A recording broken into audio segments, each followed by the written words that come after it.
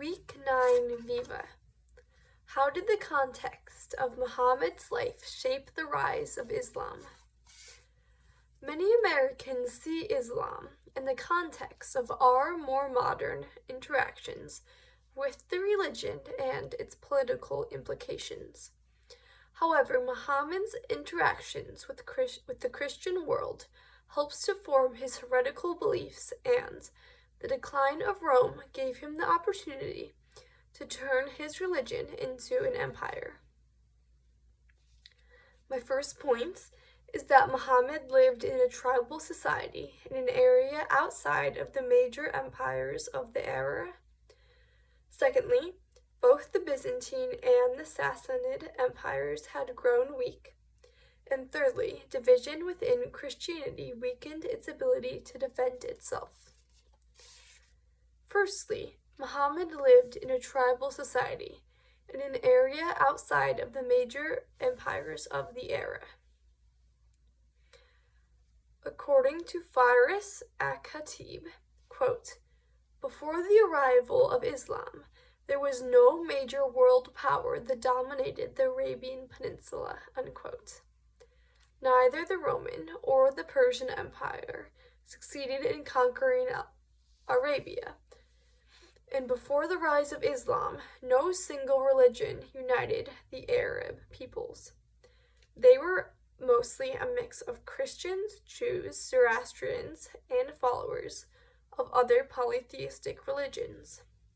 Most Arabs were very invested in their religious views, willing to fight and die for their convictions, as we will see. The two most powerful Arabian kingdoms at this time were Kinda and Yemen. The Romans also set up the Ghassanid state in the northwest of Arabia as a buffer state that would help protect the Byzantine Empire from the nomadic tribes.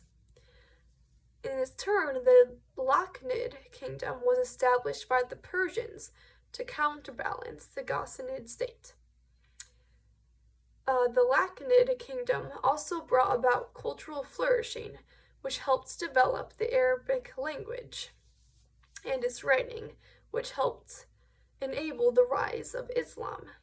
Muhammad's teachings were successful because they were pleasing in some way to most of the different people in Arabia.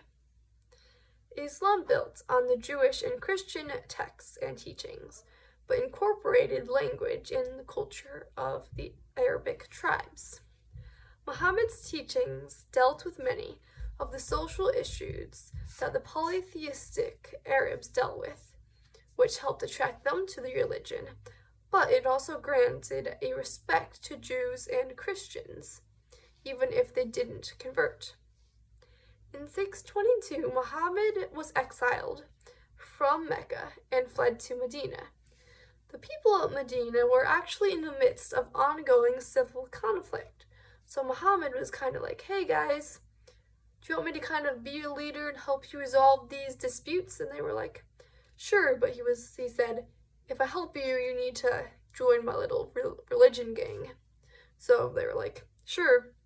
And anyway, he ended up helping them, and then he was like, "Yay, got to be in charge of a city now." So now he was the leader of Medina. But he did not stop there. He began to put trade pressure on Mecca. And in 629, he sent a raid against the Byzantine Empire. However, this failed, and the Byzantine won at the Battle of Muta. However, the next year, he conquers Mecca and expands his kingdom. Muhammad was able to unify most of Arabia from this time to the time of his death 2 years later. The reasons for the speed of this conquering is hotly debated, but is probably a combination of a new Arabic nationalism, the charismatic leader in Muhammad, and the prospective freedom from outside nations that would have encouraged people to join the fight. Interestingly, many of the people who were fighting for Muhammad were neither Arabic nor Muslim. Islam was able to conquer because of its flexibility and religious tolerance at the time. My second point is that Islam developed northward from Arabia during a time when both the Byzantine and Sassanid empires had grown weak, allowing the relatively small and unrestrained Arab armies a series of easy victories. The Byzantine Sassanid War was from 602 to 628, which is pretty long, I guess. Anyway, it severely weakened both the Byzantines and the Persians, giving the Arabs the perfect moment to push back against them both. In 602, the Sassanid Emperor Khosrow invaded Byzantine land to avenge the death of his ally, Emperor Maurus. Khosrow wanted to win back land, and he was asked to aid the Mesopotamian fight for independence from Byzantium. The Sassanids' initial success was helped by the African, Syrian, and Palestinian rebellions against Byzantine authority at the time. In 610, the same year that Muhammad received his first revelations, the Exarch of Africa also defeated the Byzantine army in Egypt, with another army attacking Constantinople directly. Emperor Phoca's troops were thinly spread. And with all these series of defeats, the emperor was becoming less and less popular with his people. Heraclius the Younger entered the city, executed the unpopular Emperor Phocas, and made himself emperor. The Persian emperor refused Heraclius's offer of peace, and in 612 the Persian army conquered Syria and then Jerusalem. After a few years, they captured Alexandria too, but Heraclius refused to surrender.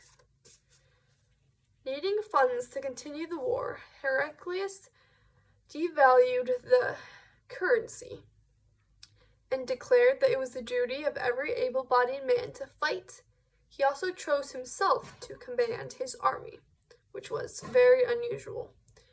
He proved to be a capable commander. He cut off the Persian army's supply lines and communication and eventually defeated them. However, the Byzantine Empire had a hard time re-establishing a stable government, and Persia was plunged into several years of civil war. This lack of stability in both the empires allowed for the Islamists to quickly gain control of the Middle East. According to George Liska, quote, "The unnecessarily prolonged Byzantine-Persian conflict opened the way for Islam," unquote. My third point is that persistent divisions within Christianity weakened its ability to defend itself. Islam began as a heretical Christian sect, but also emerged and spread within a context of regional heresy to places where Orthodox Christianity was already being abandoned in most cases. Hilary Belloc says of Islam, quote, "It began as a heresy, not a new religion. It was not a pagan contrast with the church. It was not an alien enemy. It was a perversion of Christian doctrine," unquote. Through a series of events over a couple centuries, the Byzantine people